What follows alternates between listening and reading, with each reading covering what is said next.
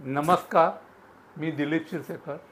मी YouTuber आहे आणि माझं चॅनलचं नाव आहे सी फॉर चेअर्सअप. आणि सी फॉर चेअर्सअप या चॅनलतर्फे माझ्या सर्व प्रेक्षकांचं मी स्वागत करत आहे. आणि माझा हा पहिला पॉडकास्ट आहे ज्याच्यामध्ये विख्यात काउन्सिलर आणि बिहेवियर कोच श्री हेमंत परब यांची तुम्हाला मी ओळख करून देणार आहे. हे सर हेमंत परब. नमस्कार. तर हेमंत सर मला बिहेवियर मॅनेजमेंट किंवा वर्तणूक व्यवस्थापन याबद्दल जरा सांगा आणि माझ्या प्रेक्षकांना सांगा. Very good question sir. Dilip sir, खूप खूप धन्यवाद की तुम्ही मला या पॉडकास्टसाठी बोलवलं तिथे. मित्रांनो, बिहेवियर मॅनेजमेंट याचा अर्थच हा होतो की आज जर तुम्ही बघाल की फॅमिलीजमध्ये किंवा ऑर्गनायझेशनमध्ये कामाचे प्रॉब्लेम्स आहेत, पण कामाचे प्रॉब्लेम सॉल्वेबल आहेत मेजॉरिटी लेवल. पण तुम्ही जर माणसांचे प्रॉब्लेम बघितलं तर ते खूप क्रिटिकल आहेत, कॉम्प्लिकेटेड. आणि प्रामुख्याने आता टेक्नॉलॉजीच्या युगामध्ये आपण जेव्हा पुढे पुढे चाललो आहे आणि प्रामुख्याने मला वाटतं आता आर्टिफिशियल इंटेलिजन्स हा विषय देखील येतो आहे, तर अशा वेळेला फॅमिलीजमधले जे इश्यूज आहेत किंवा ऑर्गनायझेशन लेवलचे जे इश्यूज आहेत, तर त्याच्यामधले लोकांचे जे बिहेवियर पॅटर्न्स आहेत त्याच्यावर जे काम केलं जातं त्याला आपण बिहेवियर मॅनेजमेंट म्हणतो. आता बिहेवियर म्हणजे काय? जेव्हा आपण बोलतो की एखादा माणूस खूप चांगला वागतो, चांगला बोलतो, बरोबर आहे, किंवा चांगला राहतो, तसंच एखादा माणूस वाईट बोलतो, चुकीचं वागतो, बरोबर आहे, याला आपण गुड किंवा बॅड बिहेवियर म्हणतो. आता बिहेवियर म्हणजे काय?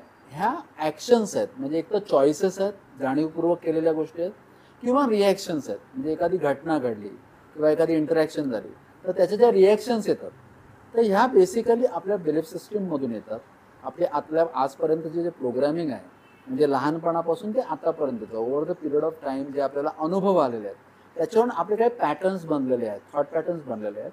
आणि ते थॉट पॅटर्न्स आपल्या वेगवेगळ्या अँगलमधून, म्हणजे आपल्या विचारांमधून, विचार करण्याच्या पद्धतीमधून, आपल्या परसेप्शनमधून, म्हणजे एखाद्या गोष्टीकडे बघण्याच्या दृष्टिकोनातून, आपल्या बोलण्यामधून, आपल्या फेस एक्सप्रेशन्समधून, आपल्या बॉडी लँग्वेजमधून आणि आपल्या वागणुकीमधून किंवा आपल्या वर्तणुकीमधून जे काही पॅटर्न्स येतात, तर ते जर चांगले असतील, म्हणजे फॅमिलीच्या दृष्टिकोनातून, सोसायटीच्या दृष्टिकोनातून किंवा ऑर्गनायझेशनच्या दृष्टिकोनातून, तर त्याला आपण गुड बिहेवियर म्हणतो. आणि ते जर फॅमिली, सोसायटी आणि ऑर्गनायझेशनच्या माध्यमातून जर समजा विघातक असतील, बरोबर आहे, तर त्याला आपण बॅड बिहेवियर म्हणतो. हे जे बिहेवियर आहे, जे बिहेवियर पॅटर्न्स आहेत, आता बिहेवियर म्हणजे काय? हॅबिट्स, बरोबर आहे. मग हॅबिट्स ट्रान्सफॉर्म करण्यासाठी बिहेवियर पॅटर्नवर जे आपण काम करतो त्याला आपण बिहेवियर मॅनेजमेंट, म्हणजे त्याला आपण वर्तणूक व्यवस्थापन असं म्हणतो. सर, परंतु तुम्ही मला सांगितलं की एखाद्या व्यक्तीला काही मानसिक समस्या आहे, मग ते बिहेवियर थेरपीमधून तुम्ही त्यासाठी कशा टिप्स द्याल? ओके. एखादी समस्या, समजा एक अँड्रॉइड फोनची आजकाल सगळ्यांना अँड्रॉइड फोनचा वेळ लागला आहे, तर तो काढण्यासाठी तुम्ही बिहेवियर थेरपीतून त्याला कसं मार्गदर्शन करावं त्याच्यातून बाहेर पडण्यासाठी? सर्वात पहिलं मी तुम्हाला बिहेवियर मॅनेजमेंट आजच्या काळासाठी का गरजेचं आहे याच्यावर थोडंसं बोलू, बरोबर आहे. मग आज आपण बघतोय की टेक्नॉलॉजीच्या युगामध्ये आज तुम्ही जर म्हणाल तर वेळ हा फार मोठा इश्यू झाला. म्हणजे आपण असं पूर्वीची आपली माणसं म्हणायची की वेळ म्हणजे संपत्ती, बरोबर आहे.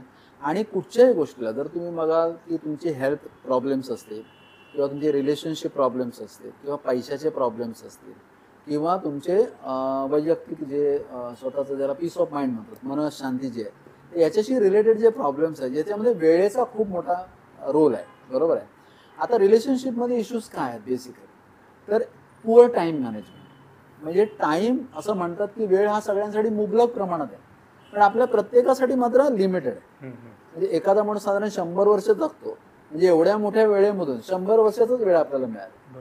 मग तो वेळ योग्य पद्धतीने मला कसा वापरता येईल? मग तो माझ्या त्याच्यामध्ये आल्या हेल्थ हॅबिट्स आल्या. मग आता हेल्थ म्हणजे कशी? फिजिकल हेल्थ आहे आणि मेंटल हेल्थ पण आहे. मग त्याच्यासाठी जी मी माझी हॅबिच्युअल पॅटर्न्स आहेत, बरोबर आहे ना, तर तिथे वेळ मी कसा वापरतोय? बरोबर आहे. रिलेशनशिपमध्ये प्रॉपर बॉन्डिंग राहण्यासाठी किंवा एक रिदम राहण्यासाठी मी वेळेचा कसा उपयोग करतो.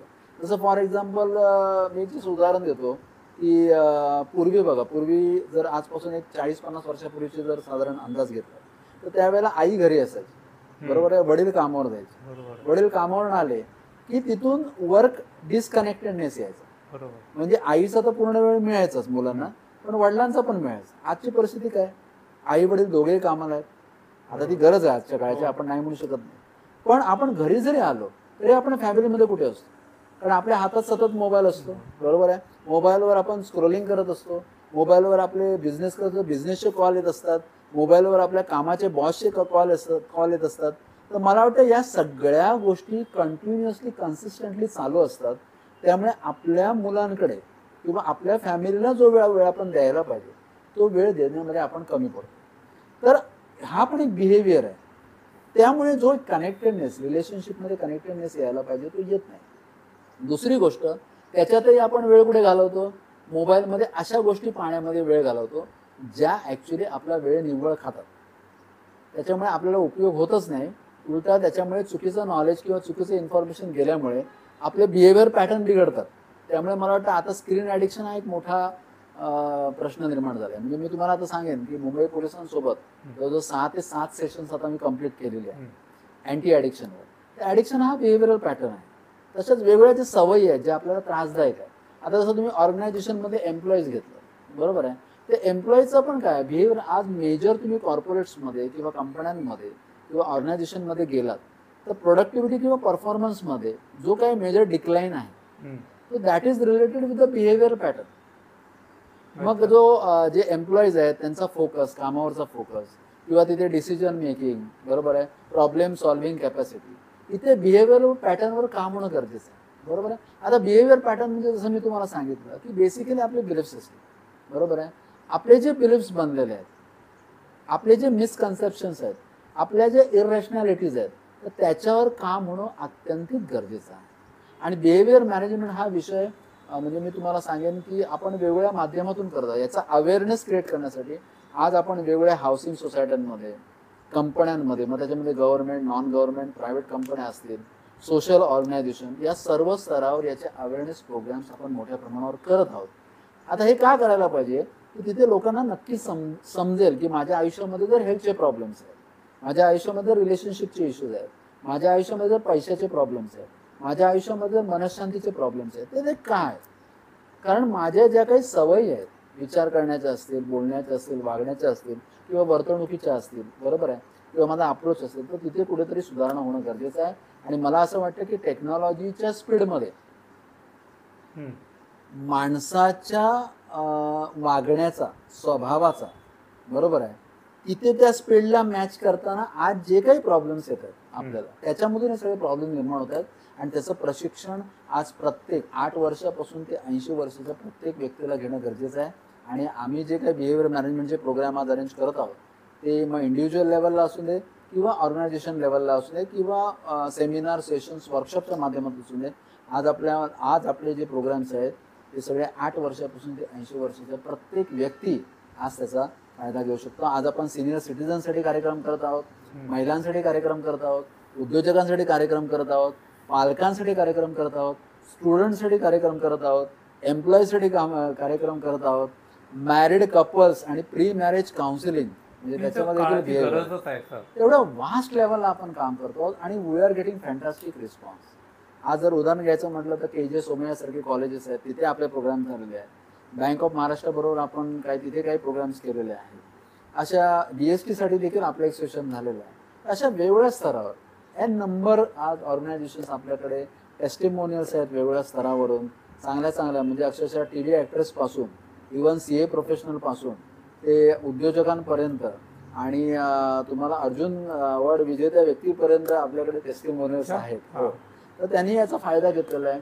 तर मी एवढंच म्हणेन की बिहेवियर मॅनेजमेंटबद्दल जाणून घेणं आणि त्याच्या माध्यमातून आपल्या आयुष्यामध्ये, आपल्या फॅमिलीमध्ये आणि आपल्या ऑर्गनायझेशनमध्ये आपण नक्कीच चांगले व्यवस्थित चेंजेस आपण आणू शकतो, पॉझिटिव्ह चेंजेस आणू शकतो. नमस्कार हेमंत परब साहेब, थँक्यू. तुम्ही अगदी कमी शब्दामध्ये आणि अर्थपूर्णरित्या माझ्या सर्व प्रेक्षकांना बिहेवियर मॅनेजमेंट काय आहे हे सांगितलं. तर माझा हा व्हिडिओ मला कसा वाटला हे नक्की त्या व्हिडिओला लाईक करा, सबस्क्राईब करा आणि सरांची जर काही तुम्हाला मदत पाहिजे असेल तर नक्की खालील नंबरवरती त्यांना कॉन्टॅक्ट करा. थँक्यू.